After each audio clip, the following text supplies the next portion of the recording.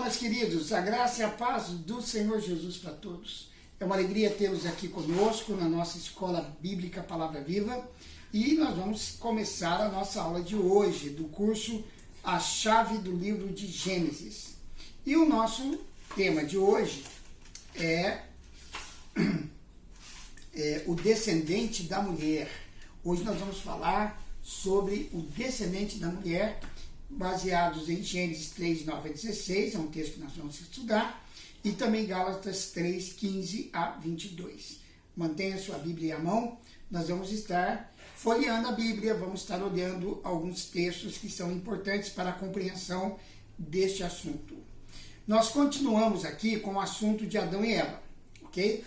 Vamos continuar falando sobre Adão e Eva. Depois de Adão e Eva caírem em pecado, Deus procurou os culpados. Apesar de fugirem, Deus os procurou e eles ouviram a primeira promessa do vencedor que viria. Deus falou essas palavras também a Satanás, depois de ter falado ao casal culpado, claro. Disse Deus a Satanás: porém inimizade entre ti e a mulher, entre a tua descendência e o seu descendente. Este te ferirá a cabeça e tu lhe ferirás o calcanhar. Gênesis capítulo 3, versículo 15. Isso na versão atualizada de João Ferreira de Almeida. A primeira promessa concernente a Cristo está aqui registrada. Essa primeira promessa concernente a Cristo, vencedor de Satanás. Na mesma promessa encontra-se um título de Cristo. Qual título? O descendente da mulher, ou, como em outras traduções, a semente da mulher.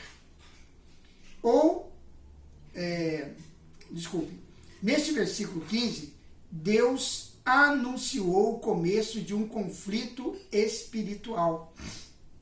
A Satanás ele disse: porém inimizade entre ti, que é Satanás, e a mulher, entre a tua descendência e o seu descendente. Então aqui nós vemos, na verdade, como que o homem, o ser humano, foi introduzido no contexto da guerra espiritual. Por quê? Porque a guerra espiritual não começou aqui. Ela já vem desde a eternidade, quando Satanás se rebelou contra Deus e moveu aquela rebeldia dos anjos que caíram com ele. Ali ele formou o seu exército. Ali Satanás começou a construir o seu império de trevas. Mas aqui ele invade o Jardim do Éden e ele engana o ser humano dessa forma que a gente vê em Gênesis capítulo 3. E então o ser humano passa a ser um despojo da guerra. E hoje, muitos séculos, milênios depois disso, o ser humano também é um agente da guerra espiritual, porque Satanás tem os seus servos que trabalham para ele, seres humanos comprometidos com a causa da expansão do império das trevas na terra. Então, o conflito entre a descendência de Satanás e o descendente da mulher formou esses dois grupos espirituais neste mundo. São as pessoas que pertencem a Satanás e o povo redimido do Senhor Jesus.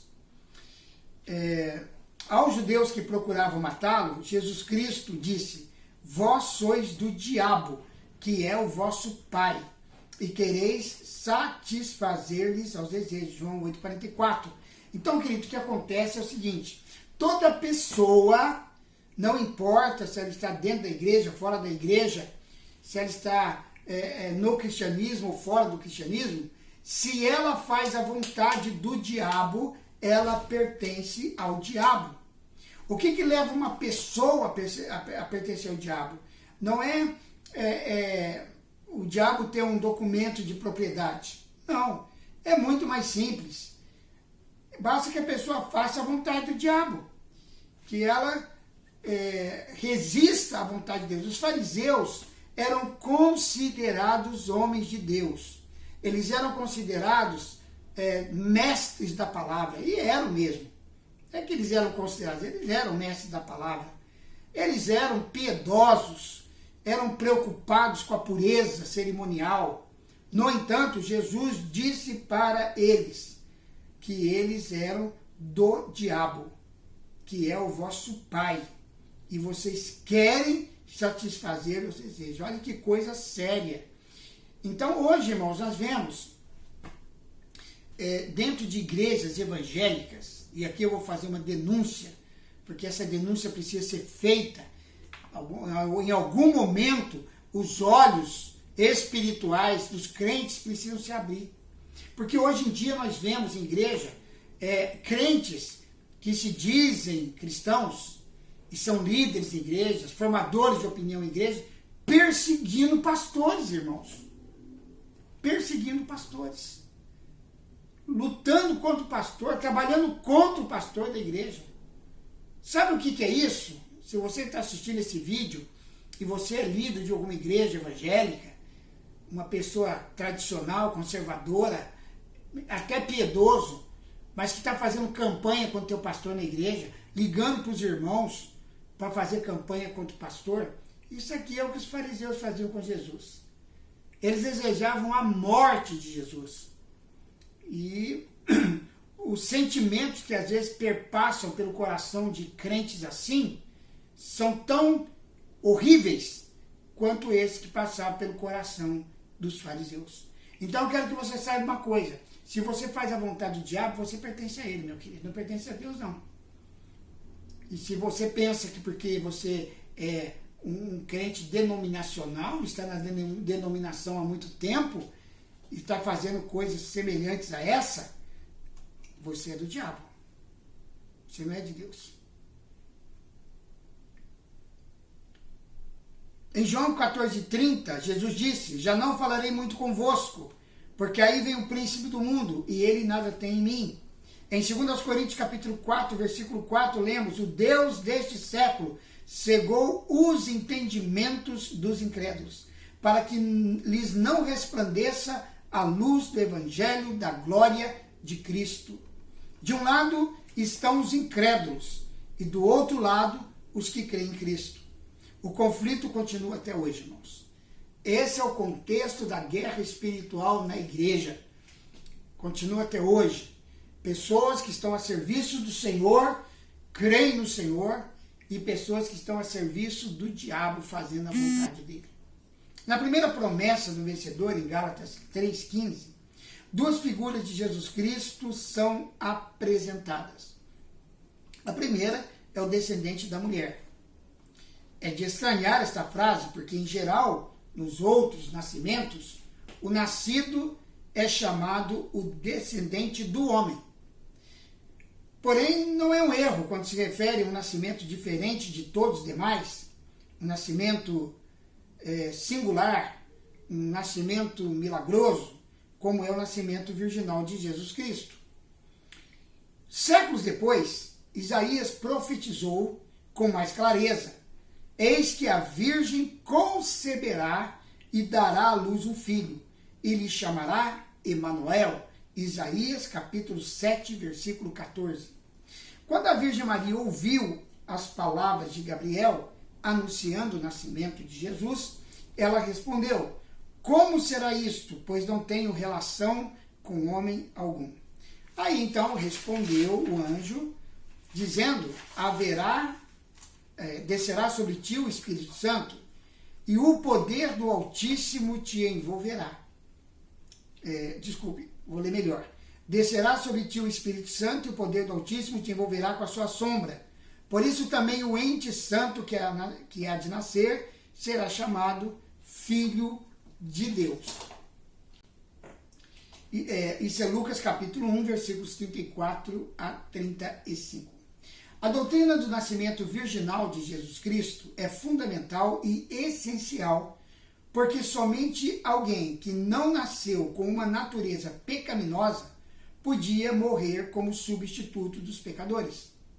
São importantes as palavras de Gabriel: o ente santo que há de nascer será chamado Filho de Deus, porque indicavam a única pessoa que é perfeita, que nasceu sem a natureza pecaminosa e, como Filho de Deus, é incorruptível.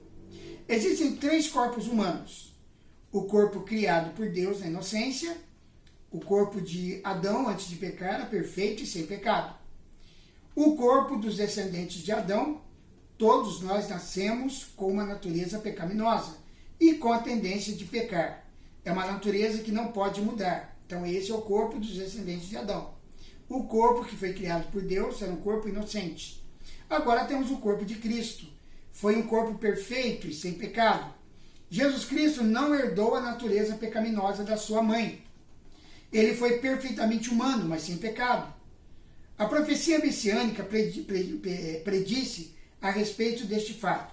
Por isso, ao entrar no mundo, diz: sacrifício e oferta não quiseste, antes corpo me formaste. Hebreus capítulo 10, versículo 5.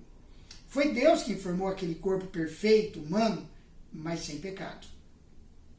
A figura de Cristo como descendente encontra-se em outras escrituras também.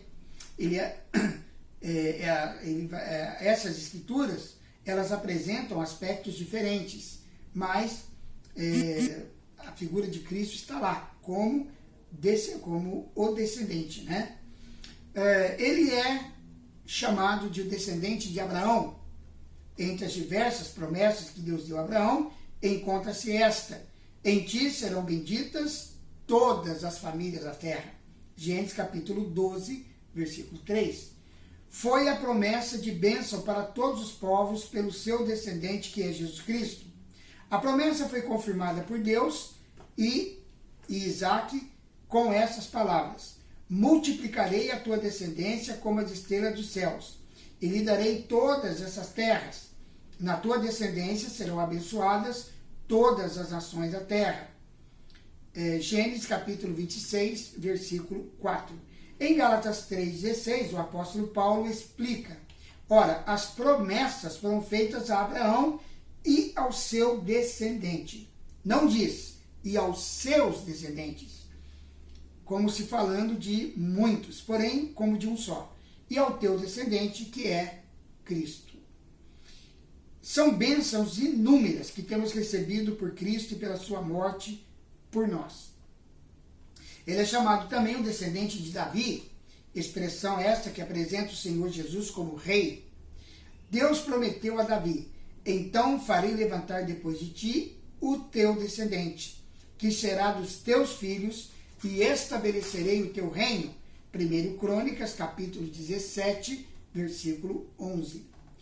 O que segue na profecia refere-se a Salomão em alguns pontos, mas quanto ao estabelecimento do trono de Davi, refere-se somente a Cristo. A segunda figura em Gênesis 3,15 é de Cristo, o vencedor de Satanás. Este, o descendente da mulher, te ferirá a cabeça, e tu, Satanás, lhe ferirás o calcanhar. Esse quadro aqui, meus queridos, é de um homem que, ao pisar e esmagar a cabeça de uma cobra, é ele mesmo ferido no calcanhar. Então, quando ele pisa, a cobra vai ferir o calcanhar dele, vai dar uma picada nele. Isso nos ensina como o Senhor Jesus, pelo seu sofrimento e morte, venceu a Satanás. A morte de Jesus Cristo parecia uma derrota. Quem olhava para Jesus na cruz, aparentemente estava vendo um ser derrotado. Mas, na realidade, a morte de Jesus foi o palco da maior de todas as vitórias que já aconteceu na história do universo. A vitória decisiva não foi na vida de Cristo, e sim na sua morte. Há pessoas que dizem que Jesus Cristo podia ter caído na tentação. Isso, porém, não seria possível, porque Jesus Cristo é Deus e, como tal, é incorruptível e não pode pecar. Através dos séculos, os que temiam a Deus viviam na expectativa do nascimento do vencedor. Eva, ao dar à luz a Caim, achava que ele seria o vencedor prometido. Porém, ela ficou desapontada. Caim acabou se tornando o primeiro homicida da história da humanidade. João Batista, do cárcere, enviou os seus discípulos a Jesus Cristo com a pergunta: és tu aquele que estava para vir, ou havemos de esperar outro? Mateus 11:3. No capítulo 2 da Epístola aos Hebreus, há um comentário sobre a profecia de Gênesis, capítulo 3, versículo 15. Enquanto o assunto do capítulo 1 de Hebreus é a majestade e glória do Filho de Deus, declarando que ele é Deus, o capítulo 2 completa o quadro com um comentário sobre a humanidade de Jesus Cristo. Nos versículos 6 a 8 é citado o Salmo 8, 4 a 6, onde o salmista admira-se da consideração que Deus dispensou ao primeiro homem. Que é o homem que dele te lembres? Deus colocou o homem numa posição de glória, honra e domínio. Fizeste-o por um pouco menor que os anjos. De glória e honra o coroaste e o constituíste sobre todas as obras das tuas mãos. Versículo 7. Porém Adão caiu e pelo seu pecado entregou o seu cetro a Satanás. Registrou-se o triste fato. Agora, porém, ainda não vemos todas as coisas a ele sujeitas. Hebreus capítulo 2, versículo 8. Neste ponto do comentário, é apresentado aquele representante da figura do homem esmagando a cabeça da serpente, enquanto ele mesmo era ferido no calcanhar. Vemos, todavia, os anjos, Jesus, por causa do sofrimento, vemos, todavia, aquele Jesus que por um pouco, tendo sido feito menor que os anjos, Jesus, por causa do sofrimento da morte, foi coroado de glória e de honra, para que pela graça de Deus provasse a morte por todo o homem. Aqui nós temos Hebreus capítulo 2, versículo 9. A figura do calcanhar ferido pela serpente agora torna-se esclarecida. O descendente da mulher veio ao mundo por causa do sofrimento da morte, foi coroado de glória e de honra. Pelo seu sofrimento, ele ressuscitou em triunfo sobre os seus inimigos e foi exaltado e glorificado. Porém, a última sentença do mesmo versículo não deixa em dúvida a intensidade dos sofrimentos da morte do Senhor Jesus, para que pela graça de Deus provasse a morte por todo homem. Ele não somente passou pela morte, mas ele provou a morte, que para ele foi muito amarga. Não foi fácil, foi muito difícil. O ponto principal da figura da cabeça ferida da serpente e o calcanhar ferido do descendente da mulher é a vitória de Jesus Cristo sobre Satanás. A interpretação da figura encontra-se no mesmo comentário de Hebreus 2,14. O Filho de Deus tornou-se homem, para que por sua morte destruísse aquele que tem o poder da morte, a saber, o diabo. A profecia dada na presença de Adão e Eva não somente predisse a derrota de Satanás, como também deu esperança de livramento, e livrasse a todos que pelo pavor da morte estavam sujeitos à escravidão por toda a vida. Hebreus capítulo 2, versículo 15. Então, nós interpretamos aqui esses versículos do capítulo 3 de Gênesis, mostrando para você, meu querido aluno, que o descendente da mulher é Cristo. Ele é aquele que iria pisar na cabeça de Satanás, quando a serpente picasse o seu calcanhar. Ele sofreria esse ataque. E isso foi a sua morte. A morte de cruz foi onde Satanás picou o calcanhar do Messias. Mas ele pisou na cabeça da serpente quando ressuscitou ao terceiro dia, trazendo para todos nós a esperança de vida eterna. Então, meu querido, se você está assistindo essa aula e você não tem certeza de vida eterna, eu quero encorajá-lo nesse momento a fazer uma oração, confessando os seus pecados a Deus e convidando Jesus Cristo para ser o Senhor e o Salvador da sua vida. Entregue seu coração a Jesus, Entregue sua vida a Jesus. Procure uma pessoa cristã, cheia do Espírito Santo, e peça a ela para introduzir você numa igreja cristã. Vá com ela, faça o estudo bíblico, prepare-se para ser batizado, siga uma vida com Jesus. Você vai descobrir aquilo que eu e muitas outras pessoas já descobriram, que viver com Jesus é muito melhor. Que Deus abençoe a todos vocês, que a graça do Senhor Jesus esteja sobre a sua vida. Eu quero nesse momento aqui, em nome de Jesus, abençoar com toda sorte de bênçãos, com a saúde, a prosperidade, a alegria, a paz, a segurança que só Jesus pode dar sobre você que é aluno da Escola Bíblica Palavra Viva e sobre todos aqueles que estão assistindo este vídeo e estão recebendo agora, através do vídeo, a bênção do Senhor. Que Deus o abençoe, em nome de Jesus. E agora eu quero também encorajar você que está acompanhando esta aula. Se você gostou, se você realmente aprendeu a interpretar Gênesis 3 à luz do Novo Testamento, então curta esse vídeo, dá um like, dá um joinha, diga eu gostei, eu concordo com esse estudo, foi bênção na minha vida. Essa é a sua mensagem quando você dá um like, ok? Também você pode se inscrever no nosso canal. Graças a Deus, chegamos a 140 inscritos. Estamos agora na nossa caminhada em direção aos 200 inscritos no canal, ok? Então vamos chegar a 150. Convide seus amigos, fala, olha, dá lá o seu like e inscreva-se no canal do canal Palavra Viva, né? Dá uma força lá para o pastor Beto, que está fazendo um trabalho no sentido de divulgar a palavra de Deus, ensinar a palavra. Aqui, amados, nós ensinamos a palavra. Não estamos aqui brincando, querendo fazer sucesso e nos tornar estrelas. Nós queremos simplesmente que mais e mais pessoas possam aprender a palavra. E nós estamos aí com um pessoal que está trabalhando conosco para que nós possamos também desenvolver um bom trabalho dentro do Instagram. Já temos a página Palavra Viva no Facebook, você pode também acessar lá. E estamos também entrando no Telegram. Queremos, assim, em todas as redes sociais, estar dando oportunidade para mais e mais pessoas estarem nos seguindo, nos acompanhando e participando desse projeto que Deus colocou no nosso coração, de divulgar a palavra de Deus. Amém?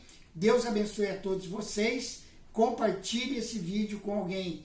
Aí você vai estar sendo nosso parceiro e participando desse projeto. Então, eu deixo aqui o meu abraço a todos. Estou indo, volto em breve com mais uma aula do curso A Chave do Livro de Gênesis, aqui na Escola Bíblica Palavra Viva. Fique com Deus e até lá.